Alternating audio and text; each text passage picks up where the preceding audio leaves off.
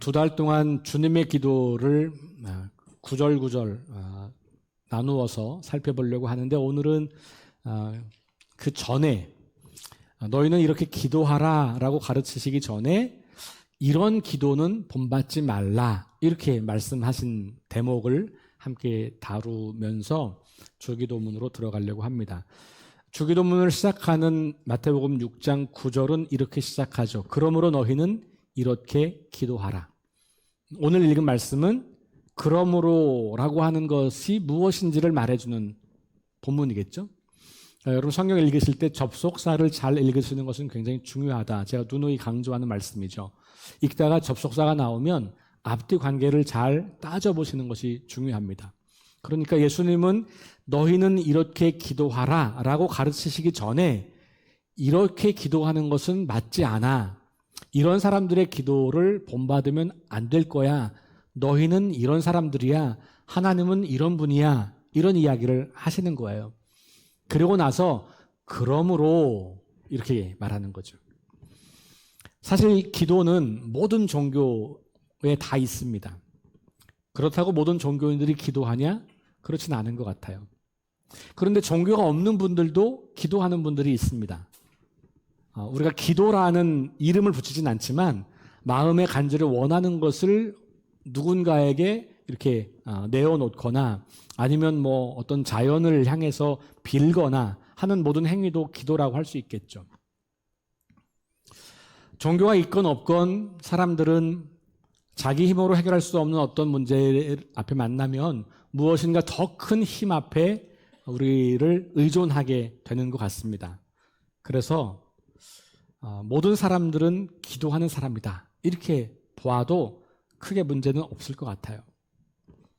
그런데 기도하지 않고도 살 수 있다고 믿는 사람도 분명히 있습니다. 그건 교회를 다니는 사람 중에도 그런 사람이 있을 거예요. 그래서 개인적으로 기도하는 생활이 없다면 사실 기도의 힘을 별로 신뢰하지 않는 경우일 겁니다.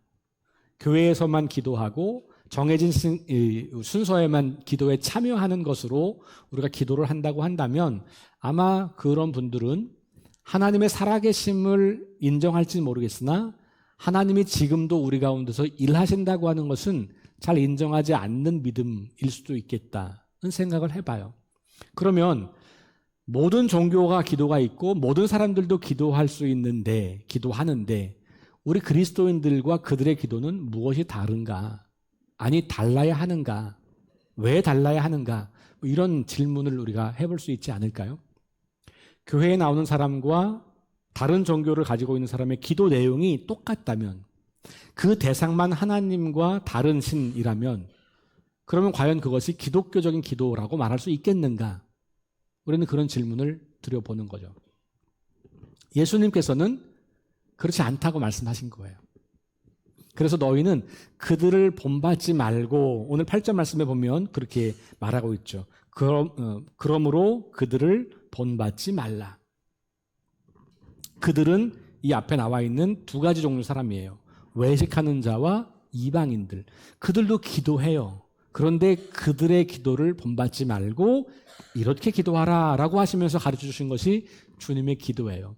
그러니까 우리가 주님의 기도는 그냥 암송하라고 주신 기도가 아니고 그 기도의 내용과 의미를 잘 이해하고 그 기도가 우리의 기도가 될 수 있도록 우리가 주기도문을 따라서 기도하는 것을 많이 배우고 연습할 필요가 있다는 겁니다. 사실 저도 목사가 되어서도 꽤 오랫동안 주님의 기도를 공부하고 가르치고 설교도 했지만 주님의 기도를 따라서 기도하는 것이 저한테 습관이 되지는 못했었어요.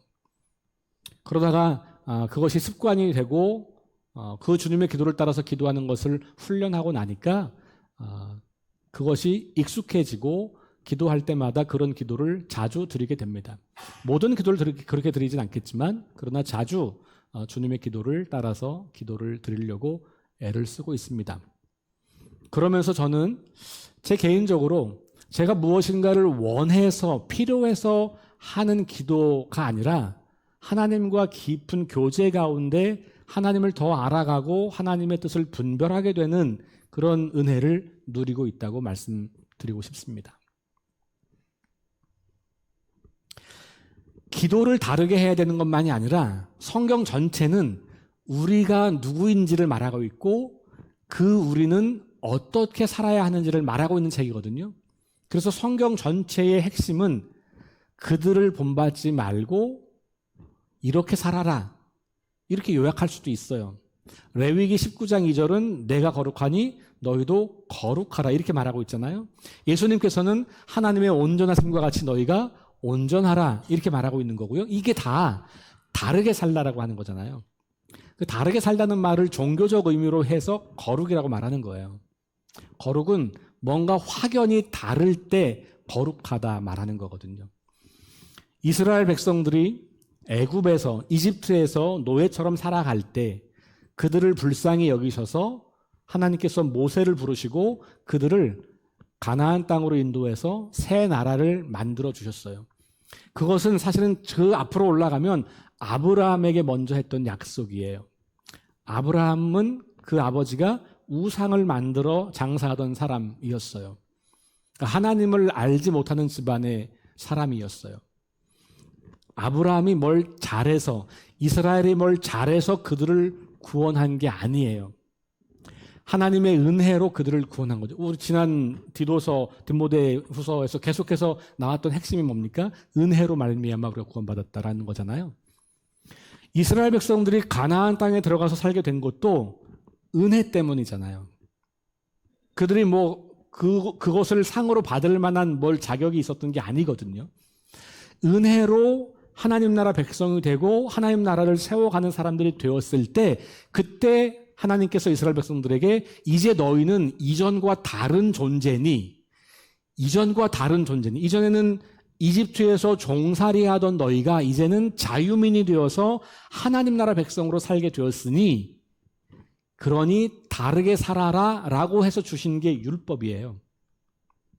그러니까 우리는 율법을 지켜야 하나님 백성이 되는 게 아니고 하나님 백성이기 때문에 율법을 지키려고 하는 거예요.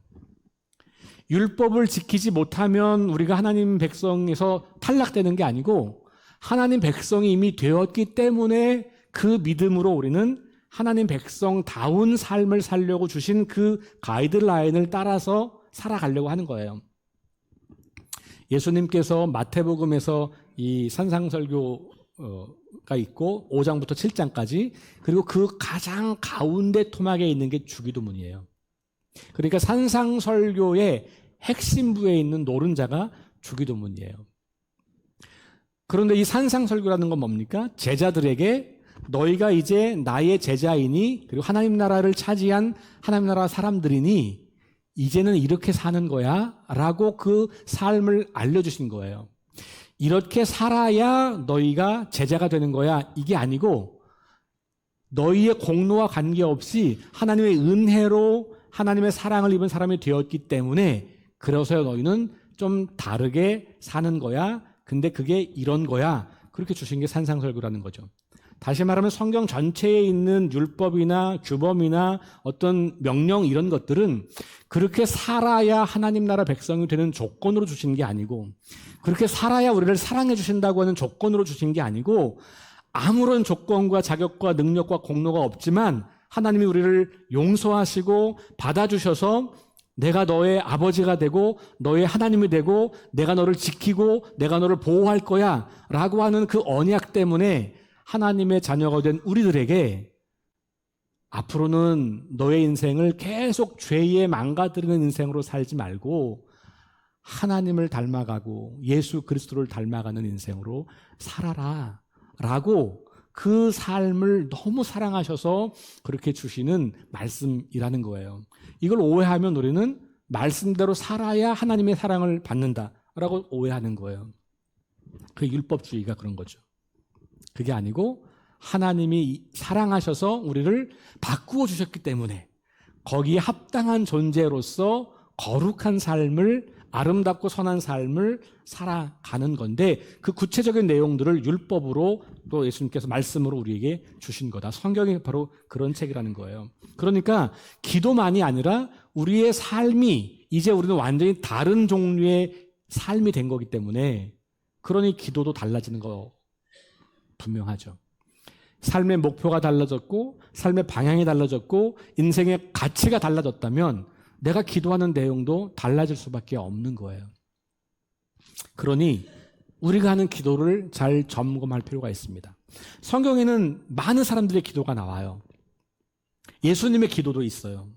뭐 요한복음에도 있고 그 겟세마네 기도도 있고 예수님이 기도하셨다는 표현만 있는 게 아니라 예수님이 어떤 기도를 들으셨는지 그 기도도 나오잖아요. 그런데 예수님께서 혹은 누군가가 성경에서 기도는 이렇게 하는 거야 라고 가르치신 본문은 여기 하나예요. 그러니까 주님의 기도는 주님께서 우리에게 가르치셔서 너희는 이런 내용으로 이런 방식으로 기도해야 한다라고 알려주신 그러니까 기도의 교과서죠. 근데 놀랍게도 우리는 이것을 암송해서 틈틈이 암송은 하지만 그 기도의 의미를 정확히 알지 못하고 그 기도가 무슨 기도인지를 이해하지 못한 채 그냥 문자를 기계적으로 암송하는 경우들이 굉장히 흔하죠. 예수님이 그것을 암기하라고 주신 게 아니고요. 그런 방식으로 기도를 하라고 주신 거예요. 그러니까 그걸 그대로 문자로 따라하는 것을 넘어서서 그것이 의미하는 바가 무엇인지 이것은 어떤 의미를 담고 있는지를 배우고 내가 기도할 때 그런 의미를 가지고 내 언어로 기도하는 거고 형식도 그 형식을 따라 기도하는 거고 그러니까 우리는 기도를 처음부터 주님의 기도로 배우지 않고 우리가 하나님 모를 때도 해왔던 기도를 그대로 가지고 와서 대상만 바꿔서 기도하는 습관으로 기도를 하고 있는 거예요. 그래서 오늘 주님이 오셔서 우리 기도를 보시면 어쩌면 너희는 그들을 본받지 말라라고 했던 그 기도를 우리가 하고 있을지도 모르겠다라는 두려운 마음을 갖게 되는 거예요. 자, 그래서 오늘 이제 읽은 본문으로 들어가 보면 첫 번째는 뭐냐 하면 외식하는 자와 같이 기도하지 말라. 오늘 5절 말씀에 너희는 기도할 때에 외식하는 자와 같이 하지 말라. 그들은 사람에게 보이려고 회당과 큰 거리 어귀에 서서 기도하기를 좋아하느니라. 이 당시 유대인들은 하루에 몇 차례 정해진 시간이 되면 그 자리에서 기도하는 게 습관이에요. 여러분 지금도 이슬람 신자들은 그렇게 기도하는 거 아시죠? 그 친구들은 뭐 강의 듣다가도 기도 시간 기도해야 돼요. 그래서 이슬람 학생들이 많아지면 그 시간 피해서 강의를 짜야 돼요. 길을 걷다가도 그냥 자리 펴고 기도하는 거죠. 겉으로 보기엔 매우 경건해 보이는 행동을 하는 건데 이게 1세기 유대인들도 똑같았어요. 사실 이슬람 신자들이나 이 유대교인은 이 당시에는 거의 같은 사람들이었거든요. 그 종교 전통 문화가 공유되고 있는 건데 이 사람들도 그런 거죠. 그런데 그냥 이렇게 일을 하다가 그 자리에서 기도하면 괜찮은데 여기에 나오는 사람들은 누구냐 하면 그 시간을 생각하고 집에 있다가 혹은 뭐 있다가 그 시간이 되면 얼른 사람들이 많은 곳으로 가는 거예요. 그래서 내가 기도하고 있는 모습을 사람들에게 드러내는 거죠. 왜? 내가 이렇게 거룩한 사람이다. 내가 이렇게 경건한 사람이다. 자기를 드러내고 싶은 욕망이 있다는 거예요. 그러니까 사람에게 보이려고 기도하는 건데 실은 사람에게 보이려고 하는 게 목적이 아니고 뭐냐면 내가 더 훌륭한 종교인으로 더 좋은 사람으로 더 거룩한 사람으로 인정받고 싶은 욕구. 그러니까 기도는 하나님을 염두에 두고 해야 되는데 기도를 나를 위해서 혹은 다른 사람들을 생각하면서 기도하는 사람들이 바로 외식하는 사람들의 기도예요. 외식한다는 말은 위선자라는 말이에요. 가면을 썼다는 말입니다. 실제의 모습이 아니고 다른 모습. 여러분 그 배우들이 연기하잖아요. 진짜 자기가 아니고 다른 사람이 되어서 다른 사람의 역할을 수행하잖아요. 그게 가면 쓰다는 말이거든요. 옛날에는 연기할 때 가면 쓰고 했단 말이에요. 그러니까 내가 아닌 다른 사람으로 살아가는 거예요. 근데 오늘 여기서 기도도 진정한 나로서 하나님 앞에서 기도하는 게 아니라 내가 좀 더 좋은 사람, 좀 더 거룩한 사람, 좀 더 경건한 사람인 척 하는 것. 근데 이게 문자적으로 오늘날 우리한테는 잘 맞지 않죠. 이런 사람이 누가 있겠어요? 여러분 기도할 때 거리 나가서 막 기도하십니까? 그렇지 않잖아요. 그죠? 기도 시간 되면 조용한 데로 가서 기도하려고 하죠. 그러니까 사실 이게 문자 그대로 오늘 우리에게는 잘 적용이 될 만한 것들은 아니지만 이건 어떤 의미냐 하면 우리가 기도할 때 포장을 잘하는 거. 우리 특별히 대표 기도하시는 분들이 주의해야 될 부분이죠. 기도를 하나님께 드리는 기도로 준비하기보다는 우리 성도들이 들으라고 기도를 준비한다든지 성도들이 듣기에 은혜로운 말, 거룩한 음성 뭐 이렇게 해가지고 내가 기도를 막 꾸민다든지 이런 것들이 바로 이렇게 외식하는 자의 기도와 맥을 같이 하는 기도일 거예요. 그리고 사람들이 많이 기도할 때 사람들이 들으라고 기도를 크게 한다든지 아니면 기도하는 가운데 사람들의 눈치를 본다든지 뭐 이런 모든 것들이 외식하는 모습과 연결되는 거라고 볼 수가 있겠죠. 그러니까 여기서 말하는 것은 기도는 하나님을 보고 하나님께 관심을 두고 하나님께 하는 거지 나나 사람들을 생각하고 하는 게 아니다라는 이야기를 하는 거예요. 그래서 6절 말씀에 이렇게 말하잖아요. 너는 기도할 때에 내 골방에 들어가 문을 닫고 은밀한 중에 계신 내 아버지께 기도하라. 은밀한 중에 보시는 내 아버지께서 갚으시리라. 그러니까 기도는 골방에서 아무도 보지 않는 데서 나와 하나님이 단독자로 만나서 나누는 거예요. 아니 물론 우리가 이렇게 회중 기도도 있고 또 기도회도 있고 여러 사람들이 모여서 기도할 때도 있지만 그러나 우리가 늘 그걸 염두에 두는 거죠. 내가 기도할 때 이 기도는 하나님께 하는 거다. 사람이나 나 자신을 생각해서 기도를 하는 게 아니다라고 하는 것을 계속 우리가 되새길 필요가 있겠다는 겁니다. 이런 식의 기도는 여러 가지 모양으로 우리에게 나타날 수가 있어요. 기도를 통해서 다른 사람을 가르치려고 한다든지 기도를 통해서 하나님을 심지어 가르치려고 한다든지 기도를 통해서 나 자신을 의롭다고 드러내고 싶어 한다든지 이 모든 기도가 그런 거죠. 예수님께서 바리새인의 기도와 아주 가난한 사람의 기도를 비교한 장면이 있잖아요.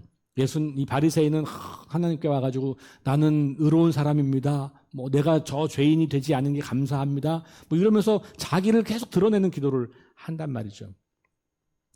하나님이 우리 삶의 주인이시라면 우리가 그 하나님 앞에서 어떻게 우리를 드러낼 수 있겠어요? 여러분 그 옛날 가수 중에 김수미 씨라고 있었어요. 애모 아시나요? 네. 김수희 죄송합니다. 갑자기 제가 김수희 씨를 김수미 씨로 바꿔버렸네. 네. 애모 그 가사 중에 당신 앞에 서기만 하면 나는 왜 이렇게 작아지는지 뭐 이런 표현 있잖아요. 불러드려야 되는 건 아니죠. 네. 그대 앞에만 서면 나는 왜 작아지는지. 사실 내가 정말 사랑하는 사람이 생기면 내가 작아지는 것처럼 우리는 하나님 앞에 서면 무한히 작아질 수밖에 없는 존재잖아요. 하나님을 하나님으로 인정한다면 하나님을 온 세상의 주인으로 인정한다면 사실 우리는 그 앞에서 자랑할 게 아무것도 없는 것이잖아요. 그러니 우리는 나를 드러내는 기도가 아니라 겸손하게 하나님 앞에 무릎 꿇고 그냥 내 이야기를 들려드릴 수는 있겠지만 나를 드러내며 자랑하며 이게 합당하지 않다는 거예요. 기도에.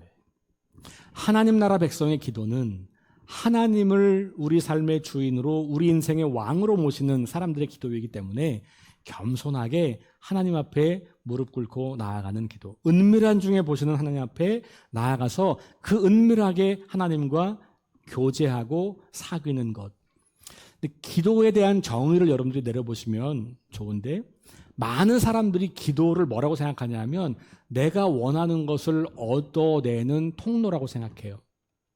그렇게 명시적으로 표현하지 않더라도 대부분의 사람들의 기도는 내가 원하는 것을 얻으려고 하는 기도예요. 그래서 문제와 근심이 걱정이 없는 사람들은 기도 안 하다가 문제가 생기면 기도한단 말이에요. 제가 군대에 오래 있었으니까 군대는 가을만 되면 기도를 많이 해요. 진급철이거든요. 매년 가을마다 진급철이에요. 그러니까 막 새벽 예배도 많이 나오고 뭐 심지어는 교인들이 계룡산 올라가서 점도 보고 뭐 이러는 거죠. 거기 가면 집사, 장로, 목사, 대할인 이런 거 써 있대요. 안 가봤는데 갔다 온 사람 얘기해 주더라고요. 그럴 정도로 기독교인들도 그런 간절한 마음이 있잖아요. 근데 그게 뭡니까? 내가 원하는 것을 얻어내기 위한 수단으로 기도를 사용하는 거잖아요. 근데 과연 기도가 그런 걸까? 기도는 은밀한 중에 계시는 주님과 만나고 교제하는 거지. 그 안에서 내가 원하는 것이 하나님의 뜻과 부합할 때는 얻을 수도 있는 거고, 내가 구하는 것이 하나님의 뜻과 맞지 않을 때는 주지 않을 수도 있는 거지. 내가 원하는 것을 간절히 구하면 주셔야 하는 하나님은 아니잖아요. 그래서 그 다음 기도가 나오는 거예요. 이방인의 기도. 이방인의 기도는 뭐냐 하면 내가 원하는 것을 얻을 때까지 계속해서 반복해서 요구하는 거예요. 그냥 이거 주세요, 주세요, 주세요, 주세요. 떼쓰는 거죠. 그래서 이걸 뭐라고 말하냐면 말을 많이 해야 들으시는 줄 생각한다. 이방인들은 어떤 사람들이냐 하면 하나님이 아니라 다른 신들을 섬기는 사람들이죠. 이 시대에는. 그 사람들이 생각할 때 내가 계속 집중해서 기도를 해야만 그 신이 듣고 나의 원하는 것을 들어주실 거야. 이렇게 생각한다는 거예요. 근데 하나님은 어떤 분이라고요? 하나님은 우리가 말하지 않아도 우리에게 뭐가 필요한지를 아시는 분이라고 오늘 말하고 있잖아요. 8절 말씀. 구하기 전에 너희에게 있어야 할 것을 하나님 너희 아버지께서 아신다. 그러니 우리가 의미 없이 헛된 것을 계속해서 요구하는 기도를 하지 않아도 된다는 거예요. 중언부언하지 말라는 거죠. 대표적인 기도가 엘리야와 대항했던 이방 선지자들이잖아요. 그래서 엘리야와 시합하잖아요. 여기 불이 내리기를. 근데 그들이 막 불을 내려달라고 막 간절히 몇 시간씩 기도하는데 안 돼요. 그러니까 어떻게 해요? 막 칼로 몸을 막 긁고 자해하는 거죠. 아니 내가 이렇게까지 하는데 불을 안 내려준다고요? 이거 하나님 이 신을 정말로 신이 인격적인 신으로 보는 게 아닌 거죠. 그 사람들은. 내가 간절하게 요구하고 떼쓰고 그러면 신이 감동해서 그래 그 정도 했으면 내가 해줄게 이런 신으로 생각하는 거예요. 이게 우리 무속신앙도 마찬가지거든요. 그러니까 무속신앙은 간절히 빌면 이루어진다고 믿는 거예요. 왜냐하면 하나님이 거기에 감동할 때까지 기도해야 돼. 그럼 생각해보세요. 내가 하나님 앞에 요만큼 기도만 안 들어주고 요만큼 기도하면 들어준다. 그런 분이 아닌 거죠.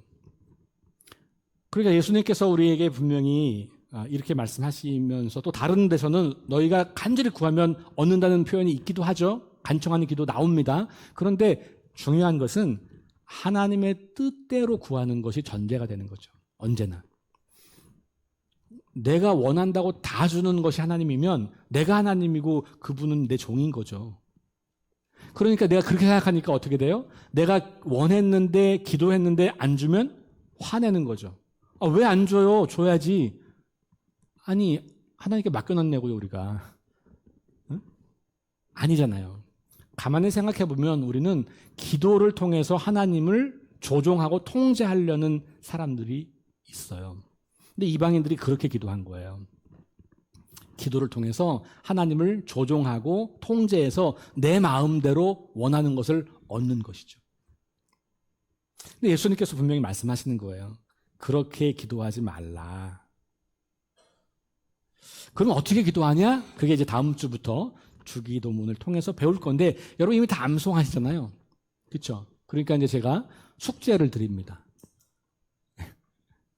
숙제를.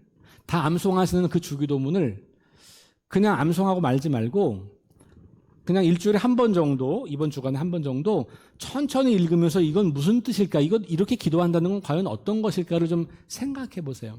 이번 2달 동안 그거 생각하는 시간이에요. 네. 그리고 이제 후반부로 가면 여러분들 기도문을 좀 써보라고도 제가 할 거예요. 기도는 배워야 하는 겁니다.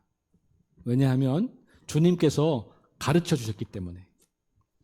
그래서 이 기도를 잘 배우시고 그 주님의 기도를 통해서 우리의 기도가 점점 더 깊어지고 풍성해지고 하나님과 더 친밀하게 교제하게 되는 그런 기도.